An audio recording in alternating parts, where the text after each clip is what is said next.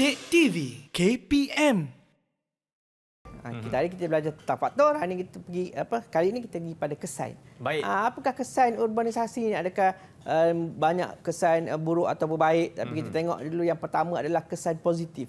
Positif sepertinya benda yang baik. Apakah kesan urbanisasi dari segi yang positifnya? Yang pertama adalah perubahan landscape. Orang kata perubahan landscape ni banyak negatif. Tidak. Perubahan landscape ni banyak yang positif sebenarnya. Perubahan landscape dapat dilihat dari aspek struktur bangunan. Jaringan pengangkutan dan perubahan guna tanah bandar. Kalau dulu mungkin semak samun, hutan dan sebagainya berubah menjadi satu pemandangan. Landscape ni maksudnya pemandangan yang menarik. Ada bangunan yang tinggi-tinggi, ada yang malam-malam nampak bercahaya dan sebagainya. Itu dipanggil perubahan landscape akibat daripada proses urbanisasi. Kalau sebelum ini kawasan tersebut gelap. Sekarang dah bercahaya. Ada lampu dan sebagainya. Itu dipanggil perubahan landscape. Kesan daripada urbanisasi. Boleh faham? Boleh faham Lashmi, boleh faham Angguk. Saya yakin murid-murid di rumah juga faham. Senang saja nak ingat. Perlu ke ingat perkara ini? Perlu. Kenapa? Sebagai persediaan murid-murid untuk menghadapi peperiksaan SPM akan datang. Kena ingat. Yang seterusnya adalah peluang pekerjaan. Kesan urbanisasi, apabila berlakunya urbanisasi, wujudnya bandar dan sebagainya, bandar makin bertambah saiz dia, semakin luas bandar, maka peluang pekerjaan akan menjadi semakin bertambah.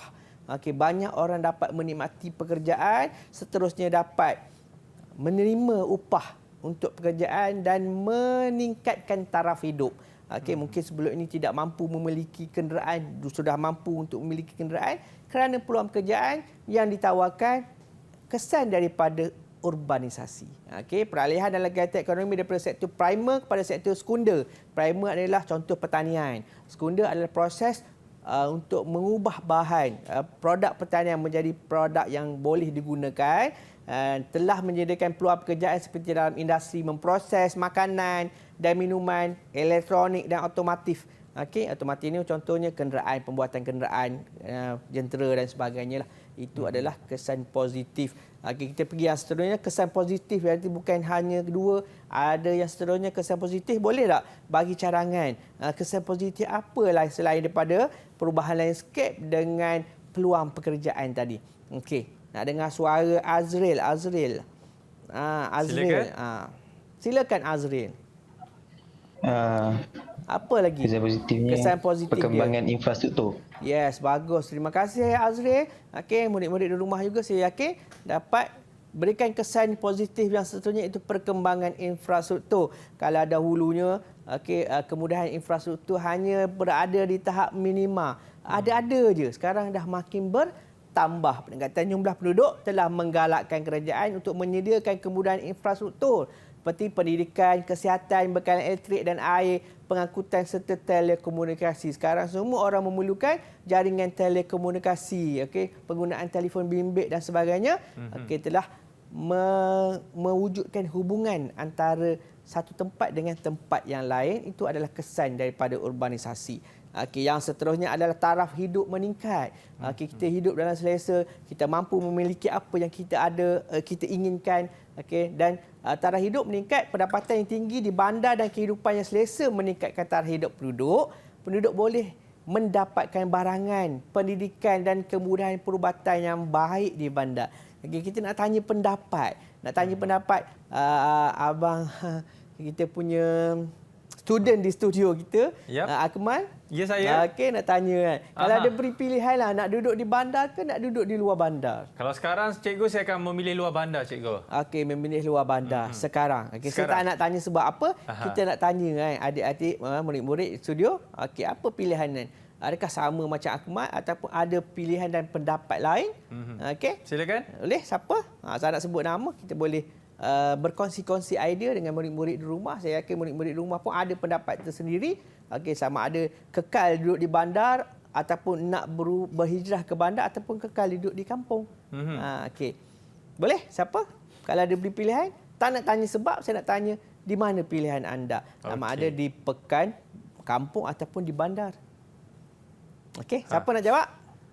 Okey, Alif Azil angkat tangan tu. Lashmi angkat tangan. Oh, Lashmi Angkat tangan. Silakan Lashmi. Kekal duduk di bandar saja. Duduk di bandar. okey. Sebab sekarang duduk di bandar lah. Okay, Sekolah Menengah Sulaiman ni di bandar lokasi dia.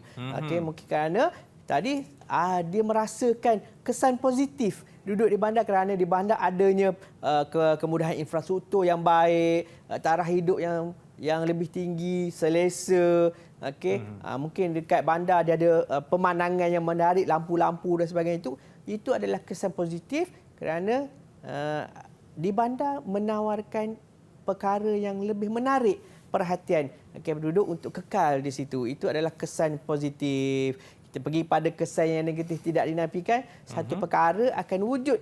Selain daripada positif, ada negatif dia, bukan buruk tetapi kurang baik. Okey, kesan daripada urbanisasi ini, kesan yang pertama adalah pulau haba.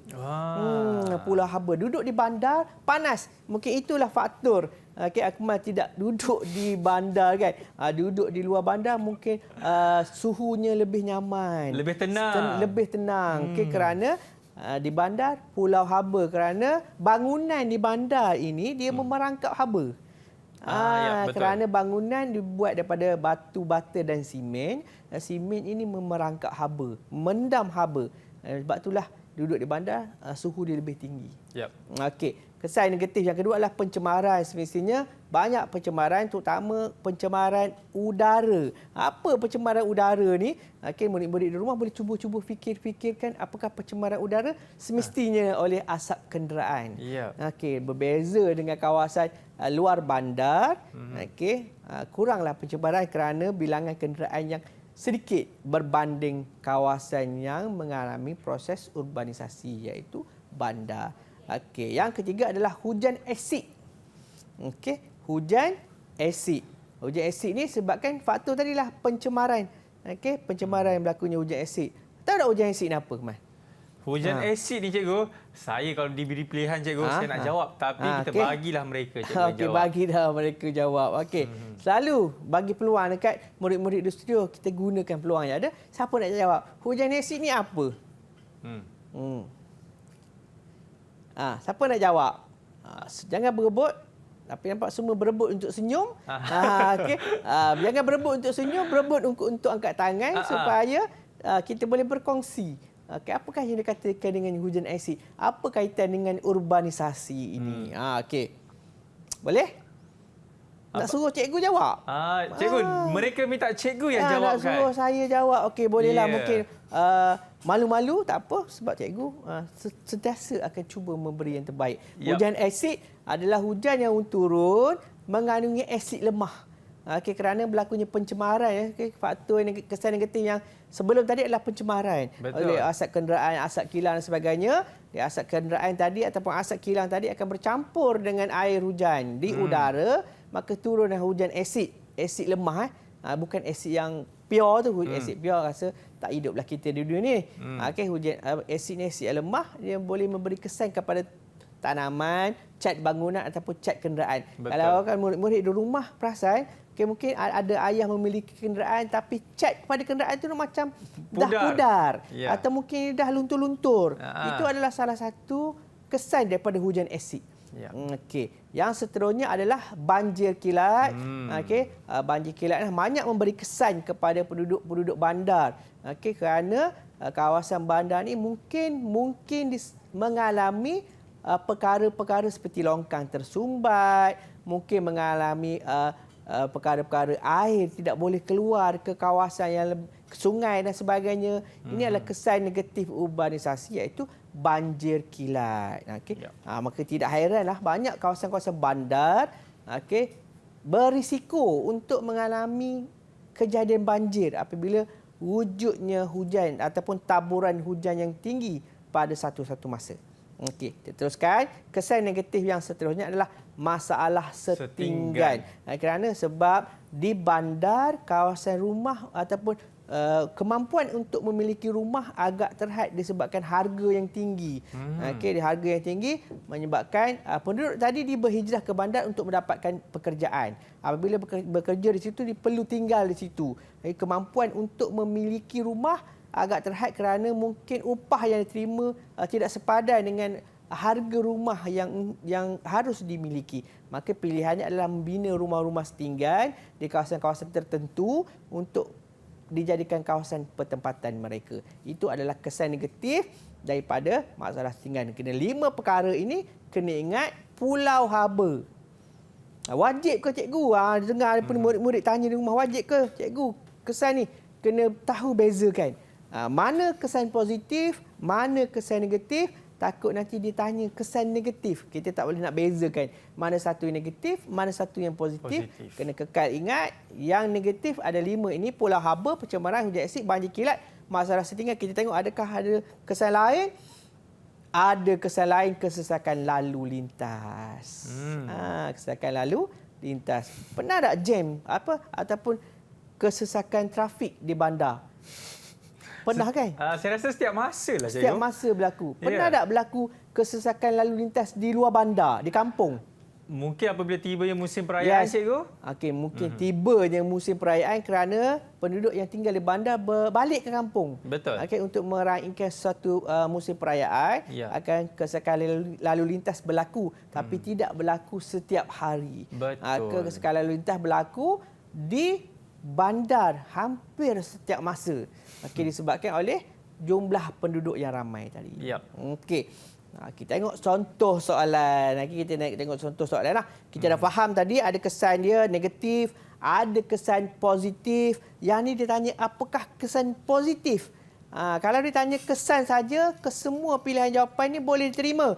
Tapi sebelum kita mengkaji apakah jawapan yang sepatutnya untuk soalan ini, kita minta seorang murid yang berada bersama saya di studio untuk bacakan soalan dan pilihan jawapan untuk soalan objektif ini. Soalan objektif, murid-murid calon-calon SPM kena tahu ini adalah dalam soalan geografi kertas 1. Okey, soalan objektif. Okey, saya persilakan adik Amsyar untuk membacakan membacakan soalan dan jawapan untuk contoh soalan ini. Silakan Amsyar.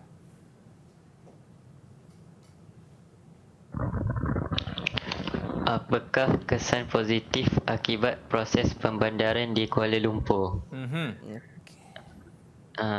Jawapannya B. Baca pilihan jawapan dulu. Amsyar baca pilihan dulu. A, B, C, D. Tak payah baca jawapan lagi. Baca pilihan jawapan dia. A apa, B apa, C apa, D apa. Kejadian banjir kilat. B. Perubahan landscape. C. Kawasan setinggan.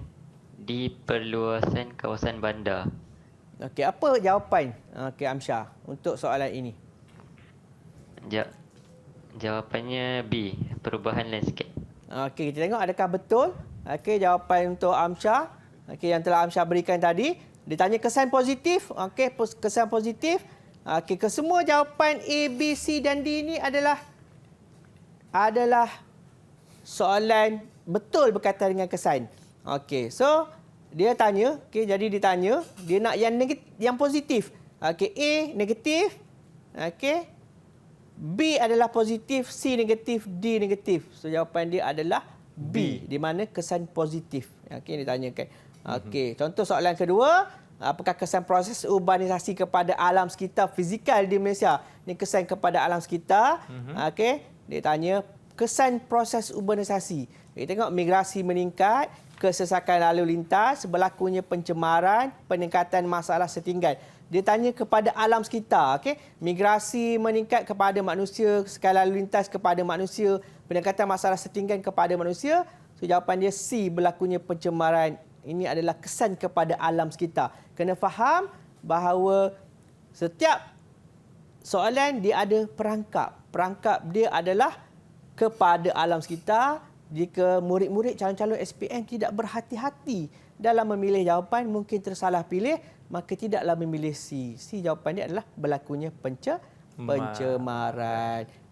Okey, ini soalan yang terakhir. Kesan bandaran yang menjejaskan alam sekitar. Apa kesan bandaran yang menjejaskan alam sekitar? Alam sekitar, kejadian Pulau Haba adalah berkaitan dengan alam sekitar, lalu lintas kepada manusia, wujud kawasan setinggan, dan pertambahan kawasan hijau. Ini adalah kepada manusia, kepada alam sekitar adalah kejadian Pulau Haba, Kerana pertambahan kawasan hijau tidak kerana urbanisasi akan menjejaskan kawasan hijau. Itu adalah contoh-contoh soalan objektif untuk kertas 1.